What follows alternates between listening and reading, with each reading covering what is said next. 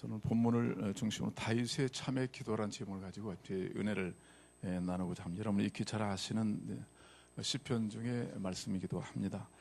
이번에 우리 침례교 선교사대 때 참여하신 목사님 중에서 청소년 사역과 그 부흥회를 통해서 큰 사역을 이뤄가시는 목사님이 계십니다. 식사 중에 좀 염려스러운 말씀을 하시더라고요. 지금 한국 교회 청소년 사역에 큰 일을 이루었던 사역자 좀 두 분이 공교롭게 작년 똑같이 그 청소년과의 스캔들로 인해서 사역을 접고 한 분은 지금 잉여의 몸이 되었습니다. 청소년에게 큰 꿈을 심어줄 수 있는 귀한 기회고요. 지금 미래 한국, 미래 세계, 미래 교회는 결국 주역은 우리 청소년들일 것이 아니겠습니까? 다행히도 그 집회 때 수많은 학생들이 몰려와서 은혜도 받고 헌신도 하는 일들이 계속 있었습니다. 많이 모일 땐 몇만 명이 서울시청 앞에 모여서 집회를 갖기도 했습니다. 그런데 좀 대표적으로 이름도 있고 명성도 있고 메시도 잘 전하고 아이들에게 존경을 받던 두 분이 결국은 청소년의 스캔들, 성적 문제로 인해서 넘어지고 말았습니다. 지금 그들만의 문제가 아니죠. 지금 학교, 또 군대 가보면 또 동성연애들 있다든지 가정, 어느 집단 공동체든 지금은 모두가 지금 지혜에 다 노출되어 있습니다. 그 자리가 어떤 높은 자리든 어떤 자리든 그 지혜와 싸워서 승리하지 못한다면 결국은 그 파멸을 이루는 것을 많이 보게 됩니다. 오늘 본문에 등장하는 다윗이 누굽니까? 하나님 마음에 합한 사람이라고 주님께서 말씀하셨고요. 그리고 예수님 다음 갈 정도로 구약과 신약에 많이 그 이름이 거명되고 있습니다.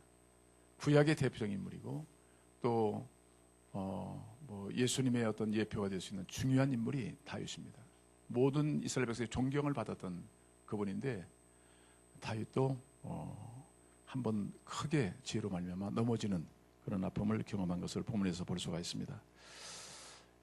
우리에게는 지금 그리스도 안에서 새로운 사람으로 지금 살고 있지만 또 여전히 옛사람이 우리에게 존재해 있습니다. 그래서 한쪽에서는 하나님을 사랑하고 주의 법을 즐거워하지만 한쪽에서는 지혜의 법을 따라 살고요. 결국은 하나님을 멀리하는 경향이 우리 가운데 있습니다. 이런 점을 우리가 잘 이해하고 하나님을 더욱 우리가 가까이 하는 우리 삶이 되기를 원합니다. 여러분 다윗처럼 이렇게 한번 지혜에 대해서 진지하게 고백하고 그 죄를 아파하고 또 신음하고 끝내는 그 죄악을 견딜 수 없고 토설하는 그런 죄에 대한 태도가 얼마나 우리 갖고 있는지요. 다윗은 온 밤을 새우면서 아파하고 괴로워하면서 침상을 눈물로 적셨다고 시편 6편에 기술하고 있습니다. 또 시편 32편에 보시면 내가 입을 열지 아니함 할 때 종일 신음함으로 내 뼈가 쇠하였도다. 주의 손이 주야로 나를 누르시오니 내 진액이 빠져서 여름 가뭄에 마른같이 되었나이다. 내게 허물이 싸우니 하나님께 자복하리이다. 그렇게 고백하면서 한 1년 동안 특별히 오늘 본문에 나타나는 지혜를 범하고 신음하면서 고통시간을 보내고 그 이후에 용서받은 기쁨과 관계를 가지고 하나님을 찬송하는 장면이 등장합니다. 여러분 특별히 이 사건의 개요를 보신다면 앞에 나와 있습니다. 51편 앞에 보시면 다윗의 시, 인도자를 따라 부르는 노래. 다윗이 밧세바 동침한 후 선자 나단이 그에게 왔을 때 한 고백이 오늘 본문의 고백입니다. 이스라엘 백성들이 모압이라는 군대와 싸우고 있을 때 그때 이 다윗 왕은 낮잠을 궁궐에서 자고 그리고 저녁 그 즈음에 일어나서 그 왕궁을 거닐 때 멀리 보니까 한 여인이 목욕을 하고 있었습니다. 밧세바지요. 우리아의 아내입니다. 그래서 음욕이 발동해서 결국은 궁전으로 불러 모읍니다. 그리고 간음을 합니다. 조금 지나서 보니까 임신했다는 소식이 들려오니까 군대에 나가 있는 그의 남편 우리아를 불러오게 합니다. 그래서 아주 잔치를 잘 챙겨서 취하게 만든 다음에 집으로 돌아가 아내와 함께 거하라고 말했습니다. 그런데 충성스러운 우리아가 그날 집에 돌아가지 않습니다. 그리고 왕궁 바깥에서 부하들과 함께 진을 치고 있습니다. 그 얘기를 들은 이 다윗 왕은 다음날 또 불러드립니다. 또 먹고 마시고 또 술을 취하게 한 다음에 너희 아내 만지에서 같이 밤을 새우도록 하라. 그때 또 우리아가 그 말을 듣질 않습니다. 그래서 다윗 왕이 우리아를 다시 전선에 보냅니다. 그리고 요압 왕에게 말하기를 깊은 전선에 보내서 저를 죽도록 하라. 그래서 결국 우리아는 전쟁에서 이스라엘 민족을 위해 싸우다가 죽고 맙니다. 자, 그런 죄악, 다시 말하면 가늠한 죄악과 살인죄를 범한 다윗입니다. 이것을 1년 동안을 막 거언 숨기면서 살아왔습니다. 처음에는 좀 두려움이 있었겠죠. 염려도 됐겠죠. 근심이 많았겠죠. 근데 가면서 점층적으로 그 죄가 가려지는 것 같으니까 별로 내색지 않고 1년을 지난 것 같아요. 그러나 그 영은 안에서 고통의 시간을 보내겠죠. 그러나 왕의 어떤 명예로, 명성으로 그 죄를 덮을 수 있는 것은 아니거든요. 그때 하나님께서 나단 선지자를 보내십니다. 선지자가 와서 그런 얘기를 해요. 왕이요, 한 동네에 지금 큰 부자가 있습니다. 소와 양을 많이 키우는 부자가 있는데 그 집에 손님이 왔나 봅니다. 근데 그 옆집에 아주 새끼 양을 키우는 가난한 그 집이 있습니다. 그들은 그 새끼 양을 뭐 딸처럼 기르고 같이 먹고 자면서 그렇게 소중히 여기는 귀한 그 새끼 양을 키우고 있는데 그 부자, 그 사람이 자기 양이나 소를 잡지 않고 하나밖에 없는 소중한 양을 잡아서 대접을 하고 말았습니다. 그런 얘기를 하니까 왕이 어떻게 되겠어요? 아니, 벌떡 일어나서 내가 여호와의 사심으로 맹세하노니 그 사람은 반드시 죽을 것이다 그랬어요. 근데 나단 선지자 말하기를 그게 바로 당신입니다. 네. 오늘 소한 양 한 마리를 잡아먹은 그런 부자도 문제겠지만 하나님의 충성스러운 종, 또 왕과 나라 앞에 백성 앞에 하나님께 성실했던 한 가족을 몰살시킨 그런 다윗의 죄는 결코 작다 볼 수 없다는 것입니다. 오늘 하나님께서 우리의 죄를 보시고 말씀하신다면 우리가 피할 길이 없는 그런 많은 죄를 갖고 있습니다. 오늘 이 말씀, 본문에 나타난 말씀은 다윗에게 하신 말씀이라기보다는 오늘 우리들에게 하신 말씀일 수가 있습니다. 왜냐하면 여러분, 지금 다윗이 이 시를 썼습니다. 그리고 이스라엘 백성들은 이 시를 예배 때마다 부릅니다. 그러면 이 고백은 다윗의 고백인 건 다 알고 있어요. 다윗이 범한 죄, 다윗은 죄를 노출하는 거예요. 내가 이런 엄청난 죄를 범했고 그 다음에 하나님께 용서를 받아서 다시 예배자가 되었다, 왕이 되었다, 그 사실을 정나하게 고백하고 있는 거거든요. 그래서 이 다윗의 참여는 바로 우리들의 참여를 불러오는 그런 하나님의 요청이라는 사실이죠. 오랜 역사 속에서 바로 이 죄를 피할 수 없고 죄를 범했다면 하나님께 반드시 나와서 용서를 받고 하나님의 자녀로 살아야 된다 하는 사실을 분명히 우리 가운데 교훈해주고 있는 것이 본문에 있습니다. 저는 오늘 본문을 보면서 첫째는요, 우리가 죄에 대한 경각심을 갖지 않으면 누구든지 죄에서 자유로울 사람은 이 땅에 아무도 없다. 온 세상은 죄로 천지입니다. 이 사람에게는, 이 가정에는, 이 공동체는, 이 교회는 죄가 없으리라고 보지만 인간이 존재하는 동안은 이 죄는 항상 있어요. 그래서 이 죄에서 자유로울 사람은 아무도 없다는 것이죠. 다윗 같은 왕도, 그 경건한 왕도, 그 말씀과 기도와 찬양에 뛰어난 사람도 이렇게 넘어질 수 있잖아요. 한국의 대표적인 찬양 사역자들도 이성 문제로 넘어진 사람도 있습니다. 누구든지 나는 죄와 관련이 없다, 나는 죄의 미혹에 승리할 수 있다, 이렇게 말할 수 있는 사람은 없다는 거예요. 경계하고 스스로가 조심하고 하나님의 관계 속에 풀지 않으면 이 죄가 어느덧 나를 삼킬 수가 있다는 거예요. 우리는 영적 전쟁할 때 사탄을 물러가라고 큰소리 치는 것이 전부가 아니라는 거예요. 은밀하게 내 생각을 찾아오고 생각으로 찾아오고 마음으로 찾아오는 그 스며들고 내 안에 자리 잡은 죄악들이 의외로 있어요. 그래서 우리 가운데는요, 죄의 어떤 옛사람에 갖고 있는 성품이 내 안에 있기 때문에 옛 성품이나 옛 가치관이나 옛 습관들을 통해서 그 잘못된 마귀가 주는 생각들, 그 음욕들, 그런 욕망들이 내 안에 자리 잡기 시작하는 거죠. 이런 측면에서 우리가 주의 말씀으로 경계하고 그리고 기도하며 성령으로 인도받지 않고서는 이 죄를 이길 자는 없다. 다윗이 얼마나 경건한 사람입니까? 하나님을 얼마나 사랑했던 사람입니까? 왜 이런 모습을 보여주는 거예요? 누구든지 장담할 수 없다는 거예요. 미국에 내노라하신 목사님도 계셨으면 3만 명을 좀 휘종을 갖고 있는 교회 목사님도 마약으로 넘어지셨어요. 누구도 이해가 아니에요. 대단한 훈련을 받은 분이고 그 메시지는 천하에 뭐 정말 증거되는 아주 모든 목사님들이 사모할 정도로 깊고 말씀해요. 작년에 넘어오셨습니다. 장담할 수 없다는 거예요. 자, 이런 원인을 우리는 찾아봐야 돼요. 왜 이런 문제가 올까? 그러니까 일단 우리는 죄라는 문제를 그냥 스쳐도 안 되는 것이고 또 가볍게 여기도 안 되는 것이고 죄는 단호하게 맞서고 죄에서 우리가 이길 수 있는 영적 실력을 갖춰야 된다고 성경은 말씀하고 있습니다. 그래서 주 예수님께서는 마음에 음욕을 품는 자마다 가늠하는 자다. 미워하는 자마다 살인하는 자다. 아예 동기를 차단하라. 그런 문제가 내재되지 않도록 철저하게 하나님의 관계에서 차단하지 않으면 그 죄가 주는 나중에 결과가 무서운 거예요. 지금 다윗이 단순하게 죄를 범했다 용서받았다 끝난 게 아니란 말이에요. 많은 대가를 지불했단 말이에요.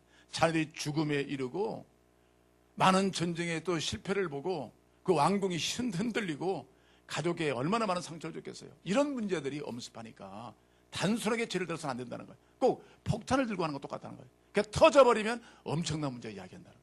근데 우리 모두는 지금 지뢰밭을 걷는 것 같고 어떤 면에 좀 큰 지금 폭탄을 안고 있는 것 같아요. 터져버리면 누구든지 피할 수 없는 그런 문제가 온다는 거죠. 죄는 무섭게 다뤄야 된다는 것입니다. 그런 측면에서 오늘 우리는 죄에 대한 경각심을 우리는 바로 가져야 된다. 그 결과를 본다면 이번에 그런 청소년 사역자로서 참 뛰어난 분입니다. 그분이 넘어졌을 때 많은 비난과 많은 책망을 받고 목사직에서 제명을 당했고요. 그리고 가정이 깨진 것 같고요. 많은 어려움을 겪었어요. 자, 이런 상황이 이 파편이 무서운 겁니다. 단순하게 죄로 끝나는 게 아니라 그 파편이 내가 존중히 여기던 가정들, 그 공동체, 내 삶 자체에 엄청난 위험이 온다는 거예요. 자, 이런 걸 보면서 우리가 죄를 잘 경계하고 잘 우리가 다스리는 이런 신앙, 지혜와 능력을 우리가 겸비될 줄로 믿습니다. 두 번째 보시면요.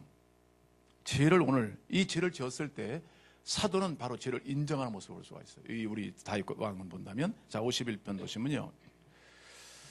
자, 죄를 핑계대거나 변명하지 않으면 누구 때문에 말하지 않아요. 왜? 하나님 앞에 범죄한 죄이기 때문에 하나님께 죄악을 토로하는 것으로 봅니다. 3절 보세요. 누구 죄악입니까? 나의 죄악을. 2절에서도 1절에서도 말하죠. 많은 긍휼을 따라 내 죄악을 지워주소서. 나의 죄악을 맑게 있으시며 나의 죄를 깨끗이 지하소서. 물은 나는 내 죄과를 압니다. 내 죄가 항상 내 앞에 있습니다. 주께만 범죄했습니다. 계속해서 내 죄, 내 죄과, 내 죄악 철저하게 그 죄를 인식하고 있는 거예요. 지금 내가 하나님께 범한 죄가 어떤 죄인가를 인식하고 하나님을 찾고 있는 다윗의 모습을 볼 수 있는 거죠. 1년 동안은 그냥 그의 왕의 어떤 권위가 죄를 가려줄 거라고 생각했을지도 모르겠어요. 좀 지나면 잊어버리겠지라고 생각할지 모르겠어요. 그러나 하나님이 보시는 죄는 여전히 죄일 뿐이었습니다. 근데 다윗은 철저하게 그것을 발견하고 내 죄, 내 죄입니다. 누구의 죄도 아니고 누구 때문에 범한 죄도 아니고 내가 스스로 선택한 죄입니다. 그렇게 고백하고 있는 거예요. 이 말은 우리 세상을 살아가는 일에 죄악이 아주 감싸고 있는 세상에서 살고 있는 거예요. 그렇기 때문에 성령이 내게서 떠나면 안 되겠고 그 다음에 주님의 그 능력으로 말미암아 우리가 결국 싸워서 승리할 수밖에 없는 세상에 살고 있다는 것을 우리가 깨달아야 될 줄로 믿습니다. 그래서 죄에 대한 인식을 바로 갖고 그 다음에 그 죄를 솔직하게 인정하고 하나님께 죄를 내어놓는 것. 그래서 3절에 보시면 그래요. 물은 나는데 죄과라오니 내 죄가 항상 내 앞에 있다는 거예요. 죄가 멀리 있는 줄 알았어요. 다윗 같은 경우는 이 궁궐에 있고 하나님을 예배하는데 무슨 죄가 내게 있겠느냐. 근데 죄가 항상 내 앞에 있다는 거예요. 죄가 떠나지 않는다는 거예요. 이런 위험한 세상에서 다윗이 살고 있음을 뒤늦게 깨달은 거예요. 이게 범죄한 이후에 이 사실을 발견했던 큰 것이죠. 항상 죄가 내 앞에 있습니다. 그리고 4절 보시면요. 내가 주께만 범죄하여 주의 목전에 악을 행하여 싸우니 주께서 말씀하실 때 의로우시다 하고 주께서 심판하실 때 순전하시다 아니다. 주께만 범죄했다. 지금 다윗 주께만 범죄했습니까? 아니죠. 밧세바에 대해서 한 여인을 또 그의 남편 우리아를 죽였잖아요. 밑에 고백했던 피 흘리는 죄를 범했어요. 이런 엄청난 죄를 범했어요. 근데 주께만 범했느냐? 근데 모든 죄는 우리 신자 입장에서는 하나님 앞에서의 죄인 것을 인식해야 되는 겁니다. 저 사람 죄를 범했으니까 대충 해서 넘어갈 수 있는 죄도 있을지도 모르겠어요. 은폐할 수도 있겠죠. 강압적으로 권력을 휘두를 수 있겠죠. 그렇지만은 하나님 용납되는 죄가 아니에요. 우리 모든 죄는 하나님 앞에서 죄를 짓고 있는 거예요. 아멘. 그래서 하나님 앞에서 하나님께 나와서 하나님의 죄 용서를 받지 않은 것은 이 죄를 해결받을 길이 없다는 것을 말하고 있는 거예요. 그리고 하나님께서 의로우시고 순전하신 분이기 때문에 그분이 어떤 판단을 내릴지라도 우리는 그 순종할 수밖에 없다는 거예요. 지금 다윗 같은 경우는 주님께서 나의 죄악을 돌아봐달라고 기도하지만 주님의 공의로우심과 순전하심의 어떤 심판을 난 그대로 받아들이겠습니다. 내가 죽을 수밖에 없는 죄라면 죽을 수밖에 없습니다. 그런 의도가 갖고 있는 거예요.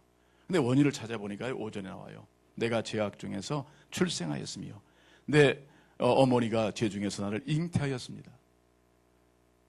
죄를 범했기 때문에 죄인이 아니라 자기는 태어날 때부터 죄인인 것을 알았어요. 이게 굉장히 중요한 겁니다. 저는 그랬잖아요. 저도 모태신앙이니까. 예. 그래서 내가 어떤 죄를 특별하게 범한 거 없는데 자꾸 왜 죄인이라고 얘기를 해. 예수 잘 믿는 부모 밑에 태어나서 교회 열심히 다니는 무슨 죄인이라고 얘기해. 이게 나의 하나님의 진리 이해하지 못한 것이었거든요. 그러니까 교회에서 항상 교만하죠. 안절부절하죠. 진리가 없죠. 자염이 없어요. 근데 보니까 성경은 분명히 그래요. 죄악 중에 출생했어요. 이미 죄인으로서 세상에 태어난 것입니다. 그렇기 때문에 죄를 범하는 거예요. 여러분이 죄인이 아니라면, 내가 죄인이 아니라면 죄를 범할 이유가 없죠. 포도나무에서 포도 열매가 맺잖아요. 사과나무에서 사과 열매가 맺듯이 우리는 죄인이기 때문에. 이 말은 뭐냐면 인간은 하나님 앞에 죄를 범한 인간이기 때문에 하나님께로 나갈 수밖에 없다는 거예요. 결코 인간의 죄는 하나님의 구원을 요청하고 있다는 겁니다. 하나님의 구원이 없는 인간의 참 삶은 없다는 거예요. 그래서 우리가 중요한 여러분들은 큰 은혜는 뭐냐면 우리가 이렇게 죄를 발견하고 주님께 나와서 죄를 회개하고 예수님을 영접했다는 것이 얼마나 큰 축복인지 말할 수가 없다는 것입니다. 이 사실만 알았더라도 죄 중에 내가 출생했다. 내가 하나님께 죄인이다. 이 죄의 삭은 사망이다. 근데 하나님의 은혜로 예수의 피로 내가 구원을 받았다. 이 사실이 은혜 중에 은혜는 사실이에요. 아멘. 이런 은혜를 받는 거죠. 그래서 처음에 여러분이 예수를 믿었을 때 교회에 나오면은 뭐 좋은 일이 생긴다 해서 올 수도 있어요. 건강 문제라든지 뭐 여러 경제 문제라든지 자녀 문제 여러 동기로 교회를 나와요. 근데 궁극적으로 여러분들이 주님을 만나서 주님께로 삶의 방향을 틀 때는 꼭 회개가 꼭 있어야 되는 거예요. 왜? 우린 필연적으로 죄인이니까. 우리의 행위로 구원받을 수 있는 존재가 못 된단 말이에요. 다윗도 행위로 구원을 받았다면 이 사람은 구원 못 받을 사람이잖아요. 이렇게 약점이 있잖아요. 인간 모두는 그 갖고 있는 경력과 지식과 지혜와 모든 걸 갖췄을지라도 죄를 이길 수 있고 죄에서 자유함을 얻을 수 있는 사람은 하나도 없단 말이에요. 모든 인류는 하나님의 은혜인 예수의 십자가의 보혈로만 구원을 받게 되는 거거든요. 아멘. 그런 측면에서 우리에게 구원을 주신 하나님이 우리의 찬송의 영원한 대상이 되고 우리의 노래가 될 수밖에 없습니다. 우리는 죄에 대한 바른 인식을 가져야 될 것 같아요. 작은 죄를 할지라도 다윗의 위대함은요, 죄가 하나도 없다는 것이 아니에요. 티끌만한 죄가 없다는 것이 아니라 티끌만한 죄도 하나님께 회개할 수 있는 그런 믿음을 갖고 있다는 거예요. 아멘. 저는 이번에 우리 선교대회를 갔는데요. 그 화요일 날입니까? 교회에 불이 나갔어요. 새벽기도 시간에 불이 다 나가버리고 말았어요. 알고 보니까 큰 게 아니에요. 어디 크게 누전된 게 아니라 비 몇 방울이 와서 거기에 이제 들어갔는데 그게 누전이 된 거예요. 작은 거, 눈에 보이지 않는 거. 전문가는 찾더라고요. 그것처럼 하나님은요, 하나님의 관계를 훼손하는 작은 죄악도 찾으세요. 왜? 그게 찾아지고 해결돼야만 빛이 들어오거든요. 아멘? 경솔해서 안 된다는 거예요.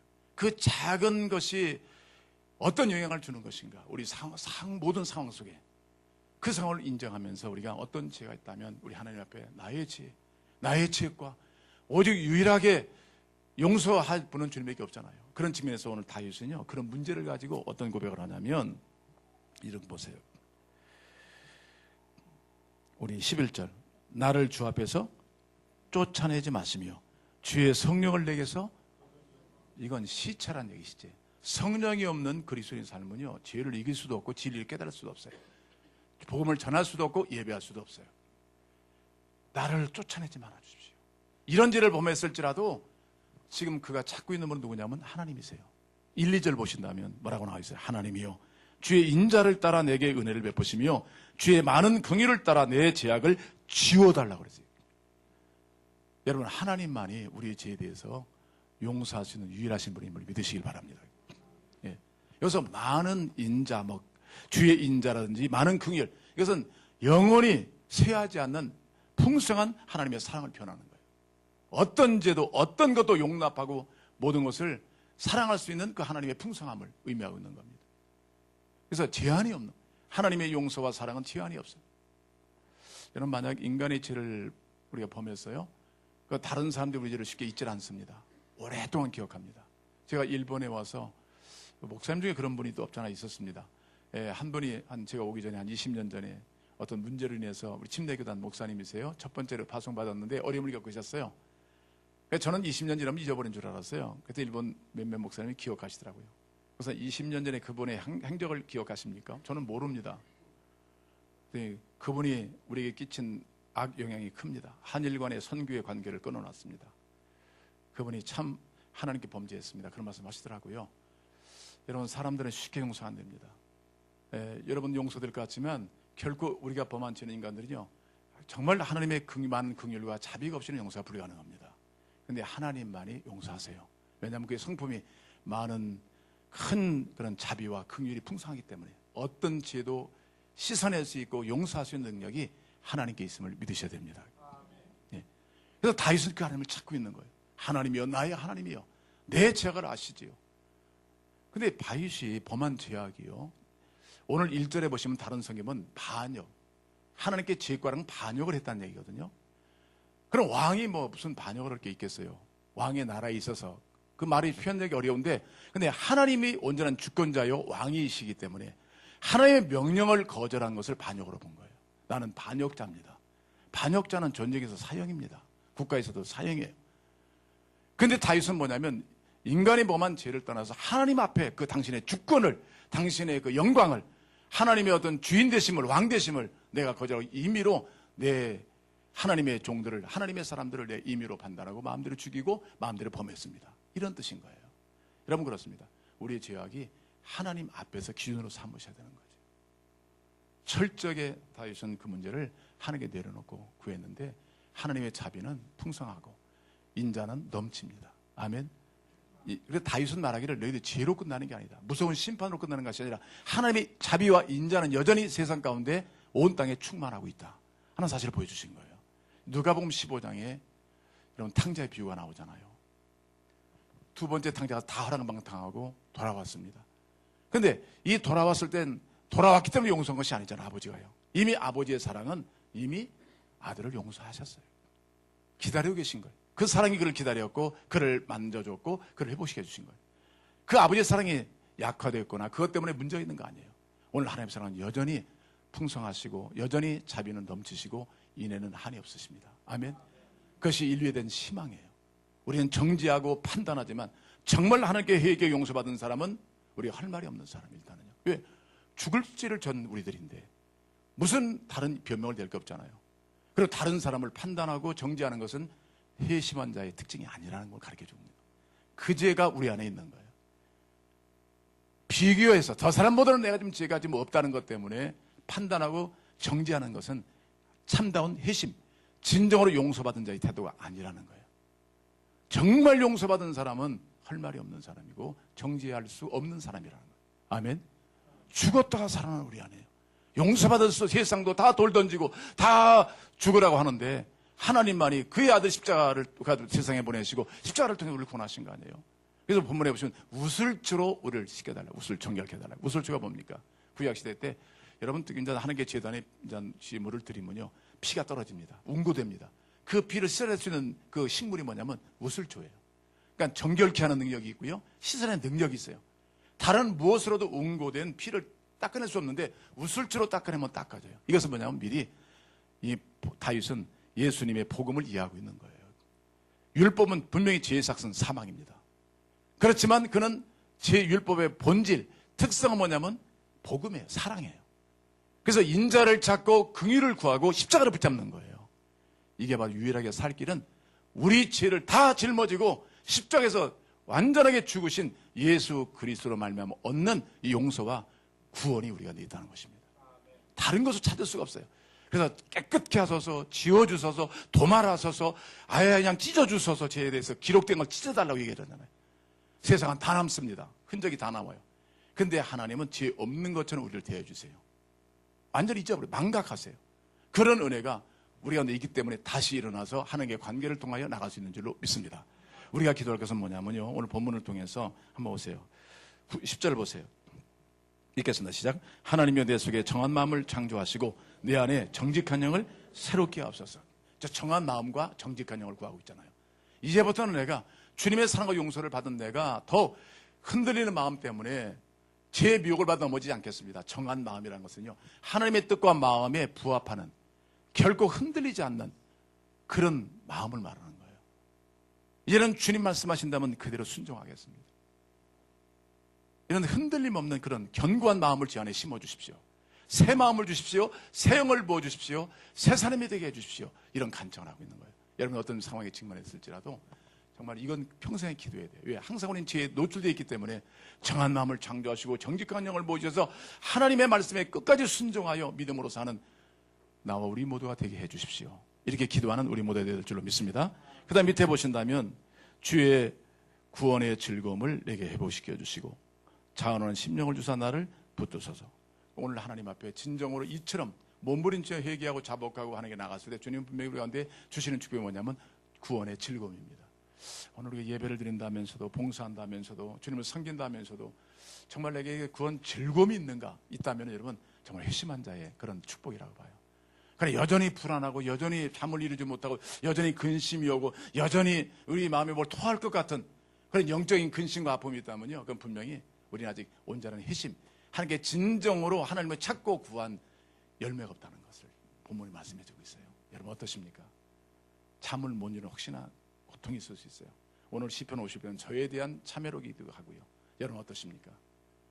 정말 이 하나님 말씀 붙잡고요, 우리가 이 구원의 즐거움을 회복하기 위해서 정말 주님께 더 가까이 나가 죄를 자백하고 용서를 힘입고 다시 한번 우리의 찬송이 그냥 막연한 입술의 찬양이라 그 구원의 즐거움을 가진 찬양과 주님을 섬기는 예배가 되기를 원합니다.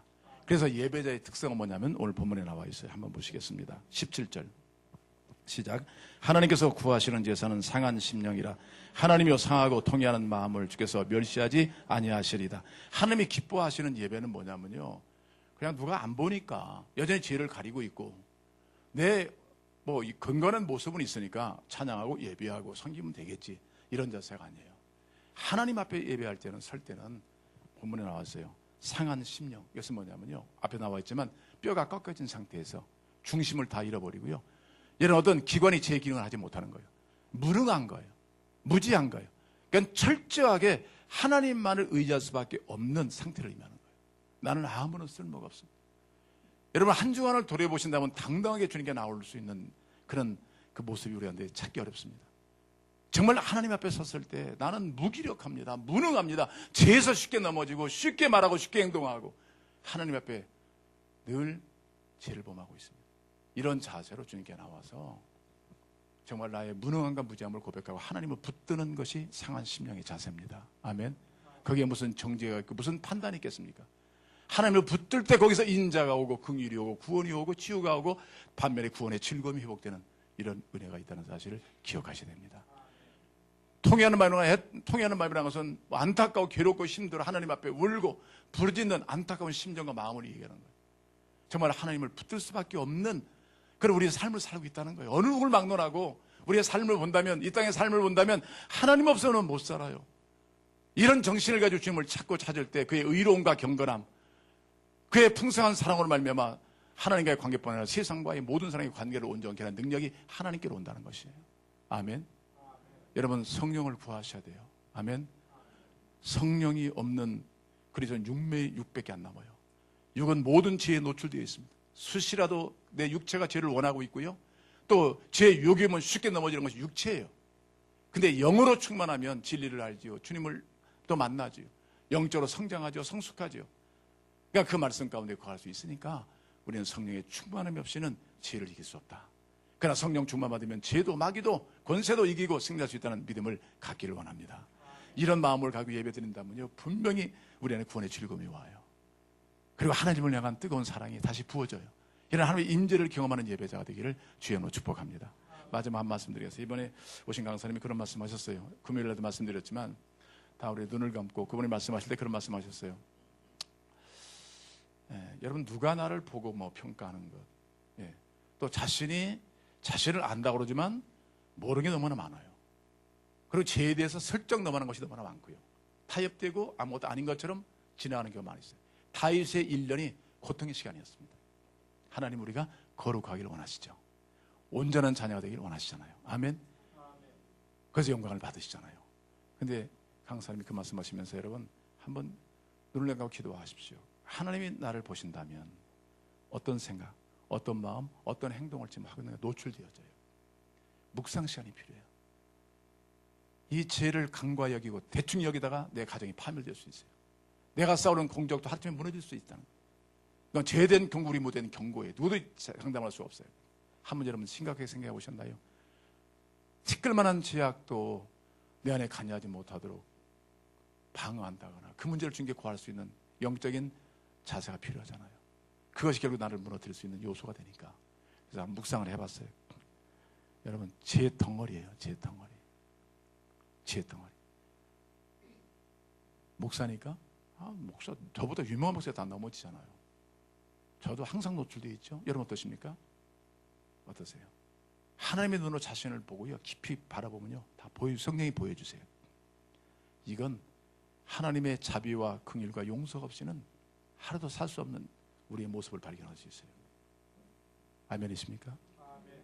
결코 죄에 대해서 태어나다고요 나의 학력이, 나의 배경이, 나의 가진 권위와 지식이, 그 경제가 나를 붙잡아둔다고 천만에 맞습니다. 다윗은 무너졌어요. 아예 다윗 같은 경우는요 그냥 죄를 갖고 왕자리에 앉는 것보다는 아예 죄인으로 노출돼서 하나님의 용서를 구하는 죄인이 더 낫다는 거예요. 아멘? 위험스러운 세상에 깔려 있습니다. 우리 요즘에 어디 누구를 보낼 수 있겠어요? 우리 자세가 중요합니다. 오늘 말씀처럼. 그러나 우리가 하나님 앞에 용서를 힘입고 온전한 찬양과 온전한 예배를 드림으로 하나님의 임재를 경험하고 이보다 더 큰 행복과 축복이 없다는 것을 나는 노래할 수 있는 우리 모두가 되기를 원합니다. 기도하겠습니다.